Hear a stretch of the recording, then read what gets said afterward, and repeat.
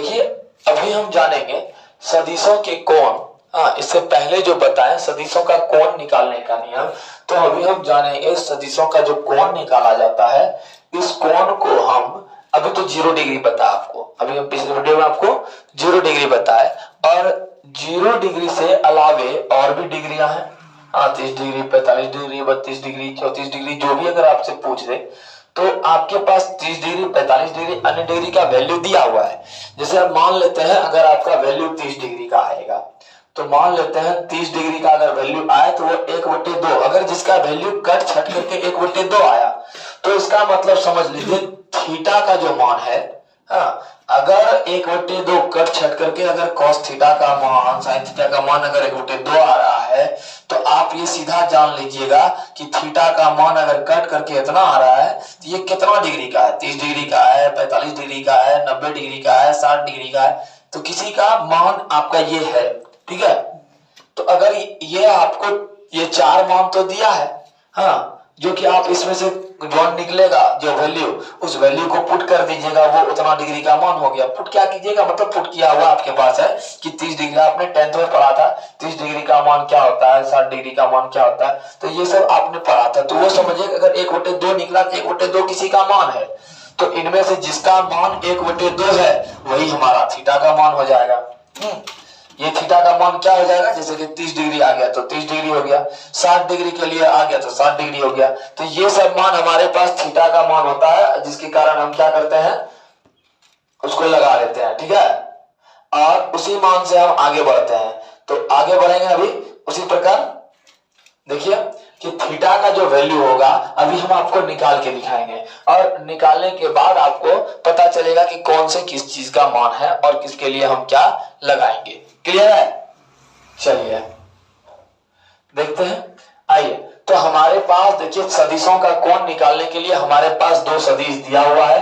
एक हमारा है, हाँ, वेक्टर ए, और दूसरा हमारा है वेक्टर बी। ये 2 सदिश हमारे पास हैं, और इन 2 सदिशों का गुणनफल देखिए अभी हम निकालेंगे। जैसे कि हमारे पास है क्या, एक सदिश हमारे पास, और तो इसके लिए सबसे पहले क्या निकालेंगे, सदिश जो है ना, इसकी कोण निकालने के लिए सबसे पहले हमको इस सदिश को क्या करना पड़ेगा, हाँ, इसका गुणनफल निकालना पड़ेगा।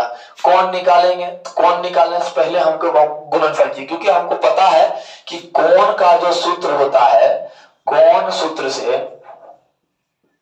कौन सूत्र क्या होता है हमारे पास, cos theta equal to vector A into vector B by mod of vector A B, mod of vector A into mod of vector B, ये हमारा वैल्यू होगा। ठीक है, 0 डिग्री में आपको ये वेक्टर यहां से हटा देना है, डायरेक्ट हो जाएगा। ठीक है, और अन्य डिग्रियां अगर निकालेंगे तो ये 0 डिग्री में डायरेक्ट हो जाता है, और बाकी के लिए अन्य 0 डिग्री का हम आपको डायरेक्ट बताएं। ठीक है, इससे भी निकाल सकते हैं, पर अभी हम आपको 0 डिग्री के लिए डायरेक्ट बताए हैं। अब देखिए इससे हम निकालेंगे अभी से, तो इससे पहले सबसे पहले हमको क्या निकालना पड़ेगा, हमको निकालना पड़ेगा क्या, vector A into vector B. तो vector A into vector B यानी गुणनफल क्या है हमारे पास, सदिशों का गुणनफल, सदिशों का गुणनफल, सदिशों का गुणनफल। सदिशों का गुणनफल का सूत्र क्या है, तो देखिए सदिशों का जो गुणनफल है उसका सूत्र हमारे पास जो है, सदिशों का गुणनफल का जो सूत्र है क्या है, सदिशों का गुणनफल के लिए हमको बोला गया है vector A into vector B करने के लिए। तो वेक्टर ए और वेक्टर बी यानी हमारा ये वाला वेक्टर और ये वाला वेक्टर दोनों को आपस में क्या कर देंगे, गुणा कर देंगे। तो आइए करते हैं vector A into vector B, याद दिख रहा है। तो vector A into vector B equal to क्या हो जाएगा हमारे पास, हाँ, I cap plus J cap plus K cap into 2i cap plus 3j cap plus 7k cap. ठीक है, समझ में आया, कोई दिक्कत, लाइट लॉक कर दीजिएगा। करेक्ट। तो अभी हम ये जान रहे थे कि हमारा ए बी जो है ये इसका वेक्टर निकालना है। तो हम आपको डायरेक्ट वेक्टर निकालने के लिए आपको क्या बताए थे, आपको डायरेक्ट वेक्टर निकालने के लिए बताए थे हमारा A vector into B vector equal to I को आई से गुना करेंगे तो क्या हो जाएगा 1, और 1 इंटू 2 कितना, जिसका वैल्यू यहाँ 1 है इसका वैल्यू 2 है, तो 2 इंटू 1 2, और आई इंटू आई क्या हो जाएगा आई स्क्वायर जिसका वैल्यू हमारा 1 होगा। क्लियर। तो हमारे पास क्या हो जाएगा 2 इंटू डायरेक्ट 1 करते हैं। आपको अगर लॉन्ग करना है देख लीजिए 2 का वैल्यू 2 इंटू 1 क्या हो गया 2, और आई इंटू आई स्क्वायर हो जाता है जिसका वैल्यू होता है आई इंटू आई स्क्वायर हो जाता है जिसका वैल्यू होता है 1। फिर प्लस है j इंटू जे इसके आगे में 1 है, 1 इंटू 3 क्या हो गया 3, और इंटू जे का वैल्यू क्या हो गया 1, j इंटू जे का वैल्यू 1 हो गया। फिर प्लस है आई के इंटू 7 यानी 1 इंटू 7 का वैल्यू 7 इंटू के का वैल्यू क्या हो जाएगा 1। तो ठीक है, इसको अब इंटू करते हैं क्या हो जाएगा हमारे पास, या ए वेक्टर इंटू बी वेक्टर, ए वेक्टर इंटू बी वेक्टर का वैल्यू क्या हो जाएगा 2 इंटू 1 हो जाएगा हमारा 2 इंटू 1 कितना हो जाएगा 2, और प्लस 3 प्लस 7 इसका टू कितना हो गया, या ए वेक्टर इंटू वी वेक्टर का वैल्यू कितना हो गया, कितना हो गया 12 यानी 12। ठीक है, अब हमारे पास वेक्टर ए बी निकल गया। अब हमको वेक्टर मोड ऑफ वेक्टर ए और मोड ऑफ वेक्टर बी निकालना पड़ेगा। तो mode of vector A, mode हम निकालते हैं मोड ऑफ वेक्टर ए क्या हो जाएगा, मोड ऑफ वेक्टर ए निकालते हैं। यहां से क्या निकालते हैं mod of vector A. Mod of vector A का वैल्यू बताइएगा Abhishek. Mod of vector A का सूत्र क्या हो जाएगा under root X square plus Y square plus Z square. ठीक है, X square Y square plus Z square. अब हमारे पास एक्स वाई और जेड का वैल्यू हमको पता है कि mod of vector A equal to X का वैल्यू क्या है यहाँ पे आई यानी 1, आई पे स्क्वायर प्लस जे पे स्क्वायर प्लस के पर स्क्वायर, अब होल रूट। तो के का वैल्यू भी यहाँ क्या हमारे पास के का वैल्यू भी हमारे पास या हम देते हैं या का चिन्ह देकर के बढ़ते हैं। Mod of vector A equal to हो जाएगा हमारे पास whole root 1 I into I क्या हो जाएगा 1, और जे इंटू जे 1, और के इंटू के 1। तो हमारे पास क्या हो जाएगा, हमारे पास वैल्यू आया mod of vector A equal to हमारे पास वैल्यू आ गया क्या अंडर रूट 3। अब हमको क्या निकालना है मोड ऑफ वेक्टर बी, क्या निकालना है mod of vector B. Mod of vector का वैल्यू वही हो जाएगा X square plus Y square plus Z square पे होल रूट। ठीक है, क्या हो जाएगा तो या mod of vector B equal to क्या हो जाएगा 2i पर होल स्क्वायर 2i कैप पे होल स्क्वायर। यहाँ देखिए यहाँ आपने आई कैप नहीं दिया है, 2i कैप पर whole square plus 3j cap पर whole square plus 7k cap पर होल स्क्वायर। अब हमारे पास क्या है होल रूट।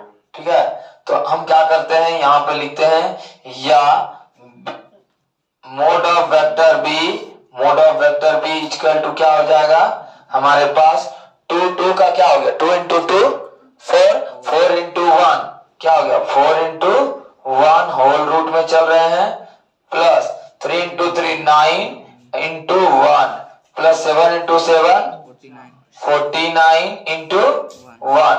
अब हमारे पास क्या है, अब आइए थोड़ा सा,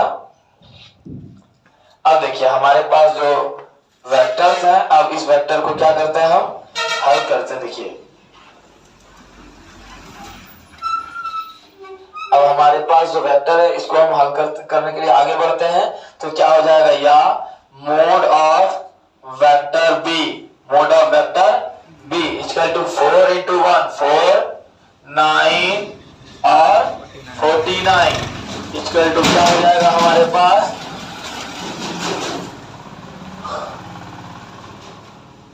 mode of vector B equal to क्या हो जाएगा, अंडर रूट 62।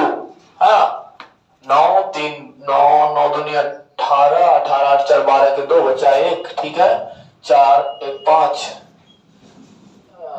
हाँ ठीक है 22 ही हुआ है, 4 1 5 1 6, ठीक है। अब क्या है हमारे पास, कैलकुलेशन के अंतर्गत आगे बढ़े कि देखिए कैलकुलेशन कहीं गलती ना हो, ये हमारे पास ये निकला, हमारे पास मोड तो निकल गया।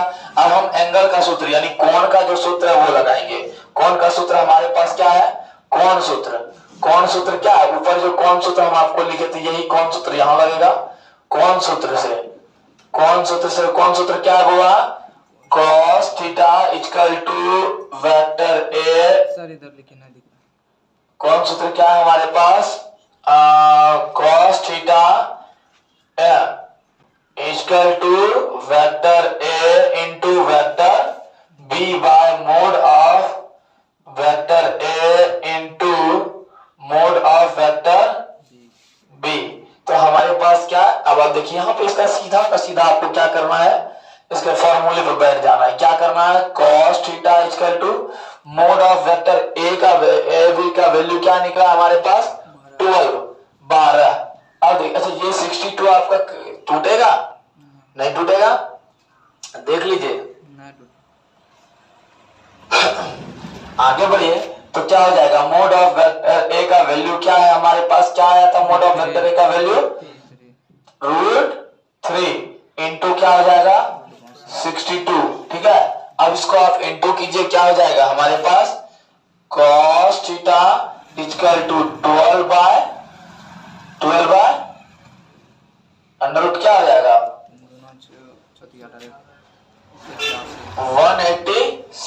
186 का आप निकाल लीजिए, आवाज गुणनखंड 186 का निकाल के देखिए क्या होता है, कीजिए क्या हो जाएगा 9 3 टूटेगा, हाँ 3 से टूटेगा। अब देखिए कहीं टूट रहा है, नहीं टूट रहा है, इसका जैसे का तैसे रह गया, ठीक है। अब देखिए अब हमारे पास क्या आ गया, यहाँ हम इसको लिखते हैं यार theta equal to 12 by theta equal to क्या हो जाएगा 12 बाय रूट 186, हाँ इंटू इनवर्स क्या cos इनवर्स, ठीक है cos इनवर्स, ठीक है। ये आपका इसका वैल्यू हो गया। अब ये वैल्यू किसी न किसी का होगा, ना तो आपके पास क्या होगा, ना तो ये किसका वैल्यू निकला, ना तो ये आपका 0 डिग्री का वैल्यू निकला, ना 30 डिग्री का वैल्यू निकला, मतलब परफेक्ट डिग्री का वैल्यू ये नहीं निकला।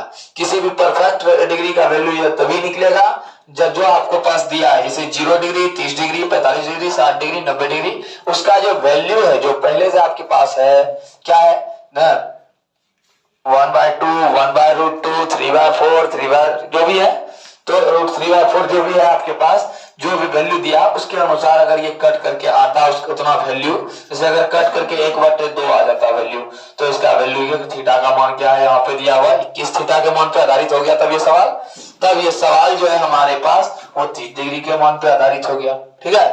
तो सवाल अगर दिया है तो उसके वैल्यू पर आधारित होगा और आगे बढ़ेगा। क्लियर है, कोई दिक्कत, समझ में आया कोई ना, ठीक है।